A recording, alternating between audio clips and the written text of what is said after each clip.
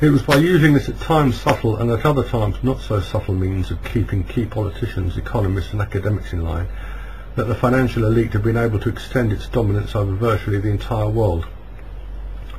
The President realised how fortuitous he and South had been to establish all this. It had been a cardinal mistake of the Rockman-Rothstein cabal to fit up the Professor in such a sordid and unlikely manner.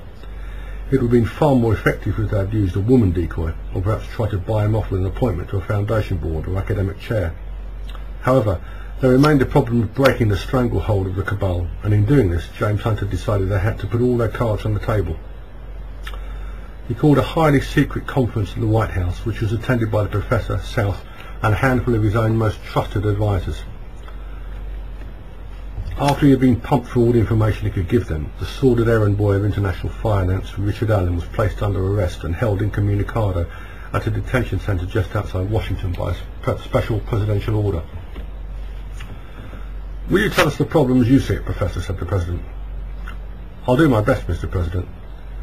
The main problem is that the financial system, in particular the Financial Reserve, is a privately owned debt creation machine. Money comes into circulation as an irredeemable debt under a system that was engineered by cabal in 1913. The Rockman and Rothstein debt dynasties are the heirs of this legalised mafia. The system is rather complicated, but basically they control the credit supply of the United States and pretty much the entire world. They fix interest rates and expand and contract the money supply at will. The fact that money comes into existence as an interest-bearing debt, except for the coin and note issue, means that more has to return to the banking system that exists in the first place. So with the best will in the world, which clearly the bankers don't have, the world will go increasingly into debt to the money creators. However, that is not the only problem. The advent of the Ramulator, and indeed other systems of advanced technology, means that what purchasing power there is becomes concentrated into fewer and fewer hands. The reason for this is simple. The way most people obtain purchasing power is by earning a wage or salary. Clearly, as more and more wealth is created by fewer and fewer people, there are more and more people out of work. The usual answer of governments is to tackle this problem by taxation and using this money to create make-work jobs. In many cases this means totally unnecessary and indeed wasteful work. It would be far better just paying these people to stand on street corners. "Where would they get the money for this?" somebody asked. "The government should print it," replied the Professor. "But surely that would cause inflation."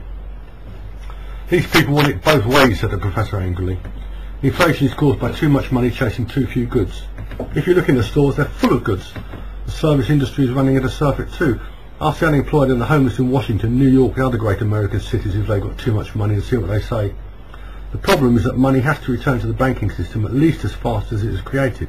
In reality, if goods and services are to increase, the money supply must increase as well." "Wouldn't this mean an end to open market operations?" asked South. "When banks sell securities, they decrease the money supply." "Correct, Colonel.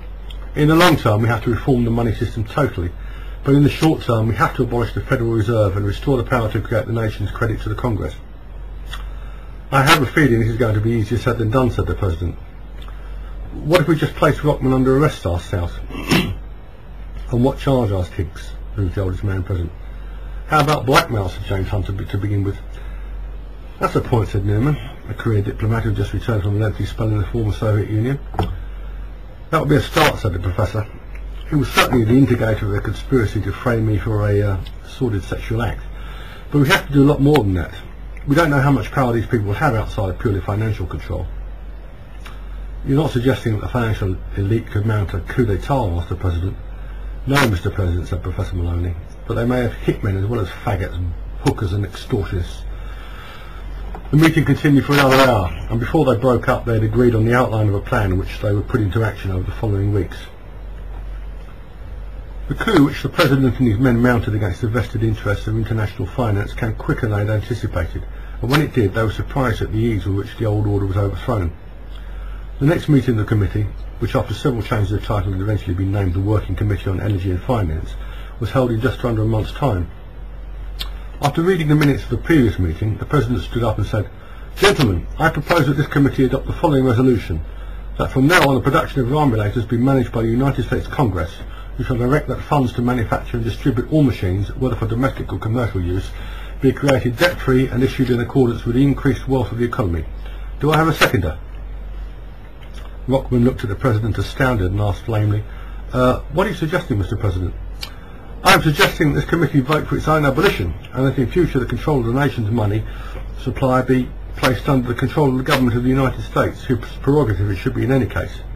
Oh, said Rockman. Is that all? Asked another member. For the moment we will settle for taking the creation of credit for the manufacture of rhimulators out of the hands of privately owned banks, but later I will propose that this be extended to the entire money supply. Richards, a Wall Street economist who had been drafted in by Rockman, piped up. I don't want to sound rude, Mr. President, but aren't you suggesting something which is totally beyond the powers of the committee? This is a committee which was set up specifically to deal with the manufacture of rhimulators, not to audit the Federal Reserve, suggested the President. Rockman nearly fell out of his chair. David, he continued, addressing the bankers personally, we will deal with the Fed later, like who owns the A-Star, but for now I am sure that we can clear up this little ambiguity over the creation of credit to enable the country to manufacture a steady stream of wealth-creating power generators. This was a gift that was bestowed upon us, upon me in particular, to hold in trust for the benefit of all mankind.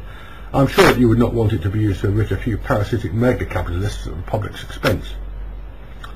The banker couldn't believe he was hearing this. James Hunter had obviously gone mad. He opened his mouth to speak, but before he could utter a word, the President continued, "One moment." Then he shouted at the top of his voice, "Colonel, bring in the prisoner."